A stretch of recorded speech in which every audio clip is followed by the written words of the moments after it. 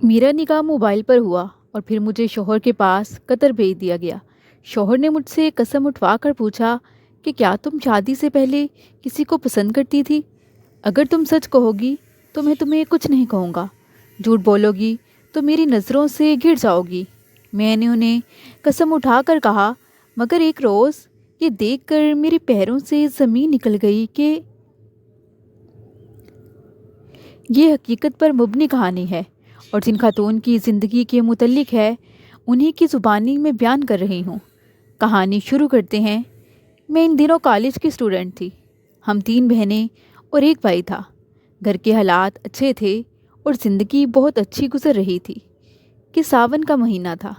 पल में बारिश और पल में धूप वाला हिसाब था। तभी एक रोज़ जब मैं कॉलेज के लिए घर से निकली तो बारिश नहीं थी, मगर आधे रास्ते में बारिश ने आ लिया। आज कॉलेज में असाइनमेंट जमा करवाने की भी आखिरी तारीख थी, इसलिए मेरा जाना भी ज़रूरी था। बारिश शुरू हो जाने के बायस मैं नप्पे तले कदम उठाती कॉलेज जा रही थी। बारिश तो 5 मिनट बाद ही रुक गई, मगर सड़क पर एक जगह नशेब में पानी जमा था। किसी मनचले ने मेरे पास से तेज़ी से गाड़ी निकाली और गदले पानी की छींटों ने मेरे उजले यूनिफॉर्म को ख़राब कर दिया। मैं घबरा कर मुड़ी तो पाँव फिसल गया और मैं पूरी की पूरी इस गदले पानी में जा पड़ी। मेरे इर्द गिर्द कोई था नहीं, लेकिन मुझसे कुछ फासले पर इक्का दुक्का लोग मौजूद थे।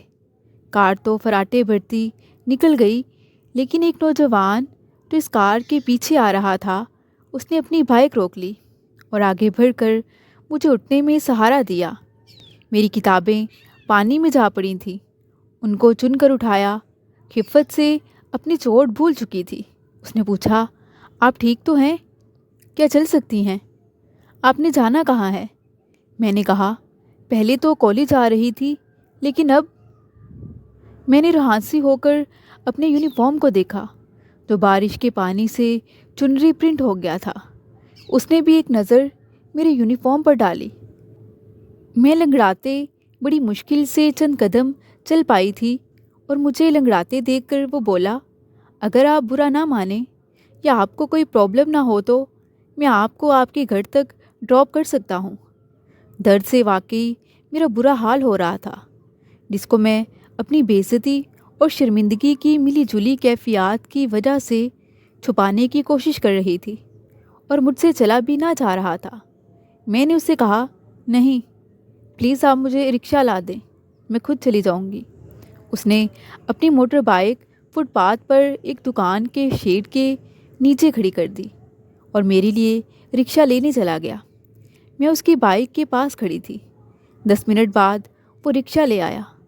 बड़ी मुश्किल से मैं उसमें सवार हुई। खैर खैर करके घर पहुंची तो वालिदा मेरी हालत देखकर परेशानी से पूछने लगी, खैरियत है? वापस क्यों आ गई हो?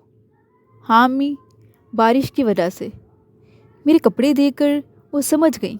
मुझे सहारा देकर बेड पर लिटाया और फिर पेन किलर देकर मेरे लिए चाय बनाने चली गई। मैं चाय पीकर सोने को लेट गई, मगर मुझे सारा दिन उसी नौजवान का ख्याल आता रहा जो कि खुश इखलाक था और बहुत खूबसूरत और शानदार पर्सनैलिटी का मालिक था। मेरा दिल उसकी नेकी से मुतासिर था, जिसने मुझे यूं गिरी पड़ी सड़क पर मज़ीद हज़ीमत से बचा लिया था, वरना आजकल के दौर में कहाँ इतनी तमीज़ वाले लोग होते हैं। चोट की वजह से मैं 3 रोज़ तक कॉलेज ना जा सकी। तीसरे रोज़ जब कॉलेज जाने को निकली तो आज उसी जगह उस नौजवान को खड़े पाया, जैसे वो किसी का इंतज़ार कर रहा हो। मेरी तरफ देखकर जैसे उसके चेहरे पर कलियां खिल गई थी। वो मेरी तरफ देखकर हल्का सा मुस्कुरा दिया। मैंने उसे शुक्रिया कहा। तभी उसने पूछा, उस रोज़ शायद गिरने से आपको ज़्यादा चोट आई थी। अब तबीयत ठीक है आपकी? क्योंकि आप 3 रोज़ तक कॉलेज भी नहीं आई। मैं उसकी ये बात सुनकर कुछ हैरान हुई कि उसे कैसे मालूम कि मैं 3 रोज़ से कॉलेज नहीं आई। फिर मैंने सवाल किया, क्या 3 रोज़ तक आप यहीं खड़े रहे? हाँ, आपके कॉलेज के टाइम पर ही यहाँ खड़ा हो जाता था।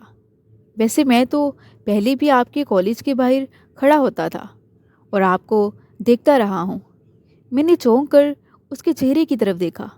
تبھی وہ کہنے لگا، دراصل میرا دفتر بھی آپ کے کالج کے قریب ہی ہے اور ہمارا راستہ بھی ایک ہے۔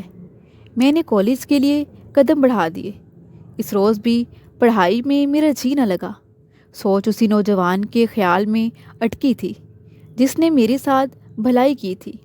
دل میں پچھتاوا تھا کہ اس کا نام ہی پوچھ لیتی، کیونکہ مجھے وہ بے حد اچھا لگا تھا۔ یوں ہفتے تک یہ سلسلہ چلا اور وہ نوجوان جیسے میرے خیالات پر چھا چکا تھا۔ مجھے ایک دن اسے دیکھے بغیر سکون نہیں تھا۔ وہ اسی راستے میں کھڑا ہوتا مگر ہم دونوں ایک دوسرے کو مخاطب نہ کرتے، بس یوں ہی ایک دوسرے کو دیکھ کر آگے بڑھ جاتے۔ خدا کی کرنی کہ انہی دنوں میرے والد صاحب کا تبادلہ ہو گیا اور ہمیں وہ شہر چھوڑنا پڑ گیا۔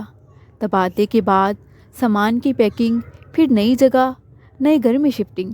امی پر کام کا ایسا بوجھ پڑا کہ بیمار پڑ گئی۔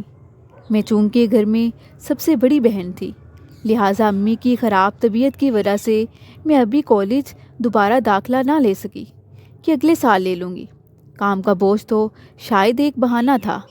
ان کے اندر شاید پہلے سے ہی کسی مرض نے جڑ پکڑ رکھی تھی۔ جو ہی کام کا بوجھ پڑا، مرض ظاہر ہوا اور رفتہ رفتہ بالآخر وہ ایک روز ہم سے منہ موڑ گئی۔ ہم پر تو جیسے قیامت ٹوٹ پڑی تھی۔ ہم بہن بھائیوں کو تو جینا اور سانس لینا بھی ان کے بنا محال لگنے لگا۔ اب میں کالج کیسے جا سکتی تھی؟ فوری طور پر گھر سنبھالنا تھا۔ چھوٹی دونوں بہنیں اور بھائی اسکول جاتے تھے۔ جب کبھی فرصت ملتی مجھے اب بھی اس نوجوان کا خیال آ جاتا جو بارش والے دن میرے لیے رکشہ لایا تھا۔ دل میں ایک کسک سی اٹھتی تھی، سوچتی کہ کاش میں ایک بار پھر اس سے ملوں، آخر اس کا نام ہی پوچھ لیتی۔ مگر ہم تو اب وہ شہر ہی چھوڑ آئے تھے، لہٰذا دوبارہ اس سے مل سکی اور نہ ہی رابطہ ہو پایا، کیونکہ میرے پاس تو اس کا کوئی پتہ یا فون نمبر نہیں تھا۔ امی کی وفات کو 3 برس گزر چکے تھے۔ چھوٹی بہن نے اب میٹرک کر لیا تو ابو کو میری شادی کی فکر لگ گئی۔ کچھ رشتے آئے بھی مگر ابو کو پسند نہ آئے۔ میں نے بھی اس نوجوان کو بلا دینا ہی بہتر جانا کہ جس سے ملنے کی اب کوئی امید نہ تھی، اور والد کے فیصلے کو قبول کر لیا۔ ایک روز میری خالہ لاہور سے پنڈی آئیں۔ انہوں نے ایک رشتہ والد صاحب کو بتایا کہ لڑکا بیرون ملک ملازمت کرتا ہے۔ گھر بار، والدین سبھی بہت اچھے ہیں۔ وہ لوگ چاہتے ہیں کہ فون پر نکاح کر کے لڑکی کو بھی قطر بھیج دیں۔ اگر آپ کو لڑکی کا نکاح ٹیلی فون پر قبول ہو تو یہ رشتہ بہت اچھا ہے۔ یہ ہمارے خالو کے رشتہ دار تھے اور خالہ بھی ان کو اچھے سے جانتی تھی، تبھی انہوں نے اس رشتے کی ضمانت دی تھی۔ والد صاحب نے لڑکے کی تصویر دیکھی، تفصیلات حاصل کیں اور رشتہ قبول کر لیا۔ یوں میرا نکاح ٹیلی فون پر ہو گیا۔ نکاح کے بعد بھی مجھے بیرون ملک جانے کے لیے 1.5 برس انتظار کرنا پڑا۔ بالآخر انہوں نے میرا ویزا بھیجا اور میں اکیلی ہی روانہ کر دی گئی۔ شادی کا ہنگامہ اور نہ ڈھول شہنائیاں بجیں، شاید کہ ایسی ہی رخصتی میری تقدیر میں تھی۔ جب ایئرپورٹ پر اتری، عفان کی تصویر ہاتھ میں تھی، لیکن میں ان کو پہچانتی نہ تھی۔ ان کے ہمراہ ایک دوسرا شخص بھی مجھے لینے آیا تھا، جسے دیکھ کر جیسے مجھے اپنی آنکھوں پر یقین نہ آ رہا تھا کہ یہ وہی ہے۔ اس نے مجھے اور میں نے اسے پہچان لیا۔ بے اختیار ہم دونوں کے منہ سے ایک ساتھ یہی الفاظ ادا ہوئے، آپ۔ عفان نے حیرت سے ہم دونوں کو دیکھا اور پھر بولے، کیا آپ دونوں ایک دوسرے کو پہلے سے جانتے پہچانتے ہو؟ ہم یوں ہی خاموش تھے کہ دوسرا شخص عفان کا چھوٹا بھائی فرقان تھا، وہی نوجوان جو برسات کے دن مجھے ملا تھا اور میرے لیے رکشہ لایا تھا، جس کو دوبارہ دیکھنے کی آرزو دل میں کسک پیدا کرتی تھی۔ اور آج دعا قبول ہوئی بھی تو کس موڑ پر، کس رشتے سے، کہ میں اس کی بھابھی اور وہ میرا دیور تھا۔ پہلی نظر دیکھ کر تو سچ مچ حیران ہوئی، خوشی بھی ہوئی، پھر نہ جانے کیوں دل بجھ سا گیا۔ وہ بھی مجھ سے بیگانہ سا اور کافی ریزرو ہو گیا۔ جو سوالات ایئرپورٹ پر ذہن میں اٹھے تھے، گھر پہنچ کر ان کا جواب مل گیا، یہ کہ وہ عفان کا چھوٹا بھائی ہے، پہلے جو پاکستان میں ہی کسی کمپنی میں جاب کرتے تھے، اور پھر وہ چھوڑ کر قطر آ گئے کہ عفان نے اس کو اپنے پاس بلوا لیا۔ اب وہ بڑے بھائی کے ساتھ رہتا تھا۔ دیور کے رشتے کو مانتے ہوئے میں نے اس وقت ماضی کی آرزو کو اپنے سینے میں دفن کر دینے کا تہیہ کر لیا، کیونکہ اب میں عفان کی منقوہہ تھی۔ لیکن پہلے ہی دن میرے عہد کرنے کے باوجود شوہر کے دل میں شک پڑ گیا کہ ہم دونوں کیوں کر ایک دوسرے کو جانتے ہیں۔ تب میں نے بات بنا دی کہ یوں ہی راستے میں ایک بار مٹ بھیڑ ہو گئی تھی، بس اسی وجہ سے مجھے چہرہ یاد تھا، مگر میں ان کا دل مطمئن نہ کر سکی۔ اگرچہ فرقان اس روز کے بعد بلا ضرورت مجھ سے کلام نہیں کرتا تھا، وہ مجھ سے جیسے کتراتا تھا، میں بھی اس کو بلا ضرورت مخاطب نہ کرتی، لیکن میرے سرتاج کے دل کے وسوسے نہ گئے اور وہ چپ چپ سے رہنے لگے، مجھ سے بہت کم کلام کرتے۔ آخر ایک دن انہوں نے مجھ سے پوچھ ہی لیا کہ تم شادی سے پہلے کسی سے محبت تو نہ کرتی تھیں، کسی سے ملتی تو نہ تھیں؟ میں ان کا یہ سوال سن کر دنگ رہ گئی۔ پھر میں نے کہا، عفان، ہرگز نہیں۔ مگر وہ کہنے لگے، مگر پھر تم فرقان کو کیسے جانتی ہو؟ میں نے کہا، میں نے آپ کو بتایا تو ہے کہ بس یوں ہی راستے میں ایک بار ان کو دیکھا تھا۔ مگر عفان کو جیسے تسلی نہ ہوئی، وہ کہنے لگے، دیکھو، اگر تم مجھے سچ سچ بتا دو گی تو میں کچھ نہیں کہوں گا، لیکن اگر تم نے مجھ سے جھوٹ بولا یا کچھ چھپانے کی کوشش کی تو یہ سوچ لینا کہ پھر ہمارا گزارا نہیں، تمہارا چھپانا مجھے تشویش میں مبتلا کر دے گا۔ میں عجیب کشمکش میں مبتلا تھی۔ ابھی مجھے یہاں آئے 10-12 دن ہی تو ہوئے تھے۔ میں نے سوچا کہ شاید فرقان نے اپنے بھائی کو میرے بارے میں کچھ بتا دیا ہے۔ اگر میں جھوٹ بولوں گی تو ہو سکتا ہے کہ وہ مجھ سے زیادہ بدسن ہو جائیں۔ تبھی میں نے بھی ان کو مطمئن کرنے کی خاطر بتا دیا کہ ایک روز جب کہ میں صبح سویرے کالج جانے کو گھر سے نکلی تھی کہ اچانک بارش ہونے لگی اور سڑک پر ایک جگہ نشے میں کچھ پانی جمع ہو گیا۔ ادھر سے گزرتے ہوئے ایک کار نے ٹکر مارنے کی کوشش کی اور میں گر گئی۔ چوٹ تو معمولی آئی، مگر اس وقت کیچڑ میں گر جانے سے بھی گئی۔ ایک نوجوان نے مجھے رکشہ لا کر دیا اور میں گھر واپس چلی گئی۔ وہ نوجوان آپ کا بھائی فرقان تھا۔ وہ بولے، اگر ایسی بات تھی تو پہلے ہی روز تم نے مجھے یہ سارا قصہ کیوں نہ سنایا اور بات کو کیوں گول مول کر گئی؟ میں نے کہا، اس لیے کہ آپ مزید شک نہ کریں، اور بات اس سے زیادہ کچھ تھی بھی نہیں۔ پھر وہ پوچھنے لگے، کیا تم لوگ دوبارہ کبھی نہ ملے؟ میں نے کہا، نہیں۔ وہ آگے سے کہنے لگے، ٹھیک ہے، قسم کھاؤ، میرے سر پر ہاتھ رکھ کر قسم کھاؤ۔ انہوں نے میرا ہاتھ پکڑ کر اپنے سر پر رکھ دیا۔ تبھی میں ہچکچائی تو انہوں نے اس بات کا اور غلط مطلب لے لیا، شاید کہ ان کا دل گھٹ گیا، مگر خاموش ہو گئے، جیسے کسی مصلحت سے کام لے رہے ہوں۔ اب ان کا رویہ میرے ساتھ سرد مہری اور بے دلی کا سا رہنے لگا۔ یہ بات مجھے بہت تکلیف دیتی تھی، جبکہ انہوں نے تو مجھے کہا تھا کہ سچ بتانے پر کچھ نہیں کہوں گا، مگر نہ جانے کیوں اب وہ اتنی سی بات بھی برداشت نہیں کر پا رہے تھے۔ مجھے خود بھی لگتا جیسے وہ بہت بجھے بجھے اور کوئی غم ان کو اندر سے کھا رہا تھا۔ میں چاہتی تھی کہ کسی طرح ان کا دل میری طرف سے صاف ہو جائے، کیونکہ میرا فرقان کے ساتھ ایسا کوئی واسطہ یا معاملہ نہیں رہا تھا کہ کسی کو اعتراض ہوتا۔ حقیقتاً بس 2-4 بار راستے میں ملے تھے اور کچھ خاص بات نہ تھی۔ مجھے تو اس کا نام تک معلوم نہ تھا، کسی برائی میں پڑنا تو دور کی بات تھی۔ جب غلط فہمی دل میں جنم لے لیتی ہے تو پھر اسے دور کرنا لازم ہو جاتا ہے، ورنہ کون کسے سمجھا سکتا ہے؟ مگر میں شوہر کی معنی خیز خاموشی کا جواب خاموشی سے دے رہی تھی۔ نہ جانے کیوں اس وقت میرا اس خود اپنی صفائی پیش کرنے سے جی ڈرتا تھا۔ جانتی تھی کہ ایک نامعلوم اندیشے کی بنا پر میرے شوہر خواہ شک کا شکار ہیں، اور وہ بھی ایک مقدس رشتے کے بارے میں۔ یہ صورتحال کسی کے لیے بھی زیادہ عرصے تک ناقابل برداشت نہ تھی۔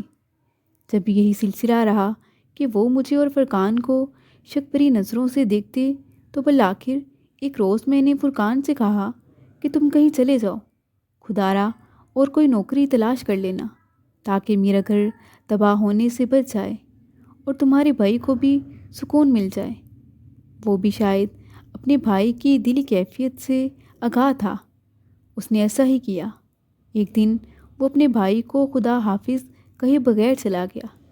ایئرپورٹ سے فون کر کے عفان سے کہا کہ میں جلدی میں تھا، ضروری جانا پڑ رہا ہے، کمپنی ہی بھجوا رہی ہے، لہٰذا آپ کو خدا حافظ نہیں کہہ سکا۔ اب میں شاہد ہی لوٹ کر قطر آؤں، کیونکہ جہاں کمپنی چاہے گی تعینات کر دے گی۔ جانتی تھی کہ یہ تو ایک بہانہ ہے، ورنہ وہ ہمارے چہروں پر مسکراہٹ واپس لانے کو یہاں سے چلا گیا ہے۔ جلد ہی پتہ چل گیا کہ وہ نوکری سے استعفیٰ دے گیا ہے۔ اس کے جانے سے تھوڑا سا سکون کا سانس لیا، مگر پھر میرے دل پر مردنی چھا گئی، کیونکہ ناحق اس کے سزاوار ہونے کا کلک تھا۔ کلک بھی چاہتا رہتا اگر فرقان کے چلے جانے سے عفان کو خوشی اور سکون مل جاتا، مگر ایسا نہ ہو سکا۔ فرقان کے جانے کے بعد بھی ان کو سکون اور خوشی پھر بھی نہ ملی، شاید کہ فرقان کے یوں چلے جانے کا انہیں بھی کلک ہوا تھا۔ آخرکار ایک روز انہوں نے پرانے مدعے کو چھیڑا اور مجھ سے پوچھنے لگے، مجھے سچ بتا دو، کیا تم شادی سے قبل فرقان سے ملا کرتی تھیں؟ کیا تم دونوں کے درمیان محبت کا رشتہ تھا؟ میں سوچنے لگی، یہ کیسا انسان ہے؟ میرا اتنی بار صفائی دینے کے باوجود اس کا شک نہیں جاتا۔ میری آنکھوں سے آنسو نکل آئے۔ میں روتے ہوئے ان سے کہنے لگی، عفان، ایسا کچھ نہیں تھا، میں قسم کھاتی ہوں۔ پھر بھی یقین نہیں تو بھی مجھے معاف کر دیجیے، کیونکہ مجھ سے اب یہ گھٹن اب برداشت نہیں ہوتی۔ انہوں نے پھر بھی یقین نہ کیا۔ ان کا رویہ میرے ساتھ مزید بیگانہ تر ہوتا چلا گیا۔ وہ مجھ سے صرف ضرورت کے وقت کلام کرتے۔ تکلیف دہ حد تک خاموشی ہر وقت گھر میں براجمان رہتی تھی، یہاں تک کہ وہ مجھ سے ہنس کر اور میں ان سے مسکرا کر بات کرنے کو ترسنے لگے، جیسے کوئی شیطانی قوت ہمارے درمیان جدائی کی چادر تانے کھڑی تھی۔ پھر وہ بہت کم گھر آنے لگے۔ میں سارا دن گھر میں اکیلی ہوتی، رات دیر دیر تک ان کا انتظار کرتی۔ کئی بار تو وہ گھر ہی نہ آتے۔ کچھ عرصے بعد ہی انہوں نے ایک عورت سے دوستی کر لی، اور اب وہ زیادہ وقت باہر اسی کے پاس گزارنے لگے تھے، جبکہ میں دن بھر قیدی کی مانند اکیلی گھر میں پڑی رہتی تھی۔ میں اب اپنی زندگی سے تنگ آ چکی تھی، جہاں ہر وقت گھٹن اور شک کی فضا تھی۔ عفان گھر میں اگر آتے بھی تو یا تو خاموش رہتے یا پھر مجھ پر شک کے تیروں سے میرا سینہ چھلنی کر دیتے۔ میں ان کو پاکستان جانے کو کہتی تو عفان بھڑک اٹھتے کہ کس سے ملنے کی آرزو ہے، کس کی یاد تمہیں ستا رہی ہے۔ میں نے اپنے شوہر کا دل جیتنے کی ہر ممکن کوشش کی، مگر ہمیشہ ناکام رہی۔ پاکستان سے کبھی کبھی فرقان کا فون یا خط آ جاتا، مگر یہ جواب نہ دیتے۔ وہ خدا کے واسطے دیتا کہ بھائی جان، میرا قصور تو بتا دیجئے، جو مجھے جواب تک نہیں دیتے۔ اس کی اگر کال آتی تو نہ اٹھاتے، جیسے ان کا اس سے ہر رشتہ ہی ختم ہو چکا ہے۔ اس پتھر دل انسان پر کچھ اثر نہ ہوتا۔ حالانکہ جب میری ساس سے بات ہوتی تو باتوں باتوں میں انہوں نے ایک بار مجھے بتایا کہ عفان اپنے چھوٹے بھائی سے بہت محبت کرتا تھا۔ آج تک جو فرقان نے مانگا یا اس سے کوئی بھی خواہش کی، اس نے کبھی انکار نہیں کیا، اور میں سوچتی کہ کیا وہ میری وجہ سے اپنے بھائی سے منہ موڑ چکا تھا۔ واقعی عفان ایک پتھر دل انسان تھے۔ میری یا فرقان کی کوئی بھول نہ تھی، پھر بھی ہمیں ایسی سزا دی کہ جس کو سہنا ہمارے بس کی بات نہ رہی۔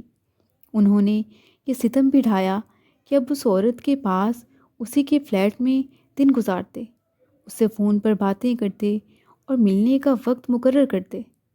میں کوئی خطا نہ کر کے بھی ایسی پاپن بن گئی تھی کہ ان کے سب گناہ و ثواب اپنی آنکھوں سے دیکھ رہی تھی اور رف نہ کر سکتی تھی۔ مجھے وطن چھوڑے 4 سال بیت گئے تھے۔ اس عرصے میں میری گود ہری ہوئی اور نہ والد اور بہن بھائیوں سے ملنے وطن ہی جا سکی۔ اب مجھے ابو اور بہن بھائی کی بے حد یاد آتی تھی۔ جی چاہتا وہ آ جائیں یا میں ہی اڑ کر ان کے پاس پہنچ جاؤں۔ دن رات دعا کرتی، اے اللہ کوئی معجزہ ہو جائے اور میں پاکستان چلی جاؤں۔ دعا تو قبول ہوگی، مگر جو وطن جانے کا سبب بنا وہ اچھا نہ تھا۔ رضا الہی سے ہماری ساس کا انتقال ہو گیا، اب تو وطن جانا ہی تھا۔ عفان نے فوری چھٹی لی اور ہم پاکستان آ گئے۔ میرے ابو بھی فوتگی پر آئے تھے، وہ ادھر 1 روز رہ کر چلے گئے۔ 15 دن بعد دوبارہ تعزیت کرنے کے بہانے آئے اور عفان سے کہا کہ جب سے ہم نے اپنی بیٹی تمہارے ساتھ بیاہی ہے اس کو دوبارہ میکے آنا نصیب نہیں ہوا۔ میں تعزیت کے ساتھ ساتھ اسے لینے بھی آیا تھا تاکہ فلزا چند روز میرے پاس بھی رہ لے، اپنی بہنوں اور بھائی سے ملے۔ عفان کہنے لگے، انکل ابھی امی کا 40واں نہیں ہوا ہے اور یہ گھر سے جا رہی ہے، ہمارے رشتہ دار کیا کہیں گے کہ بہو آتے ہی میکے چلی گئی۔ آپ اس کو 40ویں تک یہاں ہی رہنے دیجیے، میں خود بعد میں آپ کے گھر آ جاؤں گا فلزا کو ساتھ لے کر۔ ابو داماد کا یہ عذر سن کر خاموش ہو گئے۔ جب 40واں گزرا تو عفان کی چھٹی ختم ہونے میں 1 ہفتہ رہ گیا تھا۔ اس کے بعد عفان کو واپس آنا تھا۔ ابو نے انہیں فون کیا کہ بیٹا تمہاری چھٹی تو ختم ہو رہی ہے، فلزا کو ہمیں ملوانے کب لاؤ گے؟ مارے باندھے عفان مجھے لاہور سے پنڈی ابو کے گھر لے آئے، لیکن صرف 1 روز کے لیے۔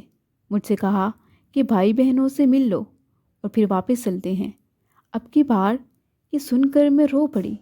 ابو نے مجھے از حد افسردہ پا کر عفان سے اصرار کیا کہ فلزا اتنی دیر بعد تو ہم سب سے ملی ہے، ابھی اسے چند دن رہنے دو، 2-4 روز بعد میں خود اس کو چھوڑ جاؤں گا۔ ابو کی بات سے عفان کچھ مجبور سے ہو گئے۔ ابو کے تیور کڑے دیکھ کر دم نہ مار سکے، لیکن جاتے ہوئے مجھ سے تنہائی میں بولے، دیکھو یہ معاملہ الجھ جائے گا، اگر ابھی تم میرے ساتھ نہ چلی تو جان لو کہ میں پھر کبھی تمہیں لینے نہیں آؤں گا۔ میں اس خیال سے کہ یہ نہ بھی آئے تو ابو مجھے سسرال پہنچا دیں گے۔ میں نے ان سے کہا، عفان میں کئی سالوں بعد باپ اور بھائی بہنوں کے پاس آئی ہوں، اب جو بھی ہو ابھی تو میں میکے میں 2-4 دن رہوں گی۔ ابو سے اتنے عرصے کی جدائی کے بعد ملی ہوں، وہ بیچارے بھی چاہتے ہیں کہ میں کچھ دن ان کے پاس رہوں۔ میں ابھی تو ان سے جی بھر کے باتیں تک نہیں کر سکی۔ عفان آگے سے کہنے لگے، سوچ لو، اگر معاملہ زیادہ سنجیدہ ہو گیا تو پھر مت پچھتانا۔ ان کی بات سن کر میں نے حیرت سے کہا، آپ کی بات کا مطلب نہیں سمجھی میں۔ وہ کہنے لگے، میں جانتا ہوں تم یہاں میرے بغیر رہنا چاہتی ہو نا، تبھی تو پاکستان آنے کے لیے تم بے قرار تھی، نہ جانے اب کس سے ملنے کی آرزو مند ہو۔ انہوں نے فرقان کا نام تو نہ لیا، مگر میری سمجھ میں پھر بھی نہ آیا کہ جب فرقان اپنی والدہ کی وفات پر بھی اپنے گھر لاہور نہیں آیا تو پھر یہ کس کی بابت شک و شبے کا اظہار کر رہے ہیں۔ عفان نے ان 5 برسوں میں مجھے اس قدر اذیت دی تھی کہ بے اختیار میرے منہ سے نکلا، جو ہونا ہے ہو جائے، مجھے پرواہ نہیں ہے۔ اب مجھ سے مزید یہ ذہنی اذیت برداشت نہیں ہوتی۔ یہ الفاظ سنتے ہی وہ خاموشی سے اپنا بیگ اٹھا کر بغیر کسی کو خدا حافظ کہے گھر سے چلے گئے۔ اگلے روز انہوں نے قطر واپسی کے لیے پر تولے اور پھر بغیر مجھے یا میرے گھر والوں کو اطلاع کیے وطن سے روانہ ہو گئے، جیسے کہ مجھ کو چھوڑنے کا بہانہ ڈھونڈ رہے تھے۔ مجھے تو معلوم ہی نہ تھا کہ وہ جا چکے ہیں۔ 4 دن بعد میں نے ابو سے کہا، مجھے گھر چھوڑائیے۔ وہ بولے، ارے بھائی 1 ہفتہ پورا تو رہو، ابھی تو تمہیں 4 دن ہوئے ہیں، میں عفان سے بات کر لیتا ہوں۔ ابو نے ان کا فون ملایا، ہمارے سسر صاحب نے فون اٹھایا اور بتایا کہ عفان تو واپس چلا گیا ہے۔ یہ سن کر والد صاحب پریشان ہو گئے۔ مجھ سے سوال کیا کہ آخر اس نے ایسا کیوں کیا؟ کیا تم دونوں کے درمیان کوئی مسئلہ چل رہا تھا؟ کوئی بدمزگی چل رہی تھی؟ میں ان کو کیا بتاتی؟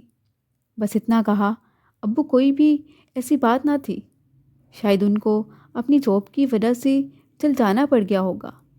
والد صاحب جہاں دیدہ تھے۔ عفان کا رویہ، میرا خوف زدہ چہرہ اور میری گرتی صحت اس بات کی چغلی کھا رہی تھی کہ کوئی سنگین بات ہے جو میں ان سے چھپا رہی ہوں۔ جب سے ہم پاکستان آئے تھے وہ عفان کے میرے ساتھ رویے کو بھی دیکھ رہے تھے۔ وہ مجھ سے پیار سے کہنے لگے، دیکھو بیٹی، میں ہی تمہاری ماں ہوں اور میں ہی باپ، مجھ سے کچھ مت چھپاؤ اور ہر بات سچ سچ بتا دو، اسی میں ہم سب کی بہتری ہے۔ میں رونے لگی۔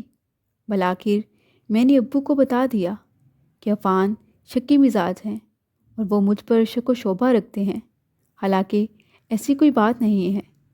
والد صاحب نے مجھ سے زیادہ کریتنا مناسب نہ سمجھا۔ وہ مجھ کو مزید پریشان کرنا نہیں چاہتے تھے۔ تبھی انہوں نے عفان کو فون کیا۔ عفان نے پہلے تو 2-3 بار ان کا فون ہی نہ اٹھایا۔ جب ابو کی اس سے بات ہوئی تو اس نے اپنے ذہن کے اندرونی خلفشار کے بارے میں روشنی نہ ڈالی، بس اتنا کہا کہ آپ کی بیٹی میرے ساتھ خوش نہیں ہے۔ اتنا عرصہ ہماری شادی کو ہو چکا ہے لیکن یہ کبھی بھی میرے ساتھ خوش نہیں تھی، اسی لیے میں اس کو طلاق دے رہا ہوں اور چند دنوں بعد طلاق کے کاغذات بھجوا دوں گا۔ یہ سن کر میرے بوڑھے باپ کی آنکھوں میں آنسو آ گئے۔ میں بے قصور سزاوار بن گئی تھی۔ کر اجڑنے کا دکھ کس کو نہیں ہوتا؟ مجھے بھی بے حد ہوا، لیکن کیا کر سکتی تھی؟ شاید کہ یہ میری تقدیر کا لکھا تھا جو پورا ہو کر رہا۔ مجھے طلاق ہو گئی۔ جس بات سے ڈرتے ڈرتے میں نے عفان کے رویے کو اتنے سالوں برداشت کیا کہ میرے ماتھے پر طلاق کا ٹیکا نہ سجے۔ میں اپنے والد کو یہ دکھ نہ دینا چاہتی تھی۔ میری چھوٹی بہنوں کے بھی ابھی رشتے ہونے تھے۔ خیر، جو نصیب میں تھا وہ ہو کر رہا۔ وقت گزرنے کے ساتھ ساتھ میں نے اپنی بد نصیبی سے سمجھوتا کر لیا۔ طلاق کے 1 سال بعد والد صاحب نے مجھے بہت بار نکاح ثانی کے لیے کہا تو میں نے ان کے آگے ہاتھ جوڑ دیے کہ اب مجھے دوبارہ اس تجربے سے نہیں گزرنا۔ ایک ہی شادی کافی ہے میرے لیے۔ آپ کو اس عمر میں میری ضرورت ہے اور میں بس اب آپ کی خدمت کرنا چاہتی ہوں۔ مجھ سے چھوٹی بہن ماہم بیاہ کر آسٹریلیا چلے گی۔ اسے چھوٹی بہن نمرا کی بھی اچھے گھرانے میں شادی ہو گئی۔ والد اب مجھ سے کہتے کہ دیکھو، تمہاری بہنوں کی بھی شادیاں ہو گئی ہیں، تمہارے بھائی بھی اپنی بیوی کے ساتھ مصروف زندگی ہو جائیں گے، مگر بیٹی تمہارا کیا بنے گا؟ میں نے کہا، ابو، میں بڑھاپے میں آپ کی خدمت کروں گی۔ ہو سکتا ہے کہ آپ کی اکلوتی بہو آپ کا اتنا خیال کرے نہ کرے جس قدر میں کروں گی۔ وقت گزرنے لگا، ماہم بچوں والی ہو گئی۔ میرا بھائی بھی اب شادی شدہ تھا۔ کچھ عرصے بعد وہ اپنی بیوی کے ہمراہ سعودی عرب چلا گیا۔ گھر میں ابو اور میں ہی رہ گئے۔ ابو بیمار رہنے لگے تھے۔ ان کو واقعی میری ضرورت تھی اور میں خوش تھی کہ اللہ نے میرے والد کی آخری عمر میں مجھے ان کی خدمت کی سعادت نصیب کی ہے۔ میں اپنے والد کا بہت خیال رکھتی تھی اور ان کی دیکھ بھال میں کوئی دقیقہ فروگزاش نہ کرتی۔ ان کو میری بے حد فکر تھی۔ بیٹھے بیٹھے ٹھنڈی آہ بھرتے اور دعا کرتے، اے خالق کے دو جہاں، میری زندگی میں ہی میری فلزا کو اپنے گھر کی خوشیاں نصیب ہوں۔ ایک روز اچانک ایک بری خبر سنی۔ یہ اطلاع دینے ہمارے سسر اور سعد فرقان آئے تھے۔ انہوں نے ابو کو بتایا کہ عفان کا 1 ماہ پہلے ایک حادثے میں انتقال ہو چکا ہے۔ دیار غیر سے ہی ان کی میت آئی تھی۔ جوان بیٹے کو کھونے کا غم نہیں جاتا۔ عفان کے والد کہنے لگے، میں خاص طور پر خود آپ کے گھر آیا ہوں کیونکہ میری روح دکھ سے بے قرار و بے چین ہے۔ عفان اللہ کی امانت تھی۔ اس نے اپنی امانت واپس لے لی۔ لیکن یقین جانیں مجھے فلزا کی طلاق کا بے حد رنج ہوا تھا، اور آج بھی وہ رنج میرے دل میں موجود ہے۔ اگرچہ طلاق کا فیصلہ عفان کا اپنا تھا، ہمیں اس نے اس فیصلے میں شامل نہیں کیا تھا۔ ہم کو تو کچھ معلوم ہی نہ تھا کہ دونوں میں ناچاکیاں چل رہی ہیں۔ پھر بھی میں فلزا بیٹی سے معافی مانگنا چاہتا ہوں۔ مجھے معلوم ہے کہ اس کو بے قصور طلاق ہو گئی، کیونکہ مجھے فرقان نے سب کچھ بتا دیا ہے۔ والد صاحب ان سے بہت اچھے سے پیش آئے۔ یہ تو میں بھی جانتی تھی کہ ان کا کوئی قصور نہ تھا۔ وہ لوگ چلے گئے۔ اس واقعے کو 2 سال گزر گئے۔ والد صاحب اب بہت زیادہ بیمار تھے۔ عفان کے والد ابھی بھی کبھی کبھی ابو سے فون پر بات کرتے اور ان کی خیریت بھی دریافت کرتے رہتے تھے۔ جب انہوں نے ابو کی علالت کی شدت کا سنا تو ایک روز خود عیادت کو آ گئے۔ والد صاحب ان کو دیکھ کر رو پڑے کہ میں تو دم رخصت ہوں، میرے بعد فلزا کا کیا ہوگا؟ سسر صاحب نے ان کا ہاتھ اپنے ہاتھ میں لے کر تسلی دی اور کہا، اگر مجھ پر بھروسہ اور فرقان پر اعتماد کرو تو میں فلزا بیٹی کا ایک بار پھر سے ہاتھ مانگتا ہوں۔ عفان نے غلطی کی اور اب وہ اس دنیا میں بھی نہیں ہے۔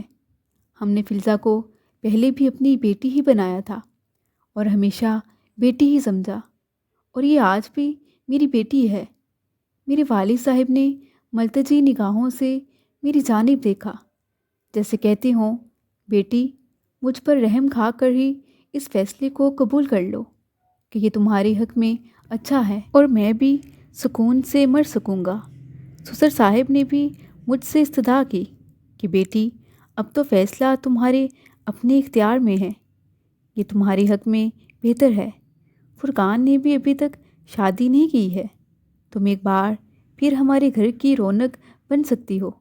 کہا گیا ہے کہ باپ کی دعا قبول ہوتی ہے، اور بیمار کی بھی، اور اس شخص کی بھی جو زندگی کی آخری سانسیں لے رہا ہو۔ اپنے والد کی حالت دیکھتے ہوئے مجھ میں انکار کی جرت نہ ہوئی۔ فرقان سر جھکائے بیٹھا تھا، گو کہ وہ بھی میرے فیصلے کا منتظر تھا، اور پھر میں نے بھی اپنے دونوں بزرگوں کی التجا پر سر جھکا لیا۔ شاید کہ میری شادی ہونا فرقان سے ہی لکھی تھی کہ اتنے کٹھن مراحل سے گزر کر بھی میں ان کی شریک حیات بن گئی، اسی گھر میں دوبارہ بہو کی حیثیت سے داخل ہو گئی جہاں پہلے ایک بار دلہن بن کر گئی تھی۔ میرے فرقان سے نکاح کے چوتھے روز میرے ابو کا انتقال ہو گیا۔ ان کے چہرے پر ایسا سکون تھا جیسے ان لوگوں کے چہروں پر ہوتا ہے جن کی دعا زندگی کی آخری سانس لینے سے پہلے قبول ہو جاتی ہے۔ آج میں فرقان کے ساتھ خوش و خرم زندگی گزار رہی ہوں۔ وہ مجھ سے ایسی محبت کرتے ہیں کہ جس کی مثال نہیں ملتی۔ شاید کہ اسی کو قسمت کہتے ہیں کہ کہاں میں اس کی بھابھی بنی، اس کے بعد طلاق ہو کر پھر اتنے سالوں بعد اس کی بیوی بن گئی۔ مزید دلچسپ سچی کہانیوں کے لیے چینل کو سبسکرائب کریں۔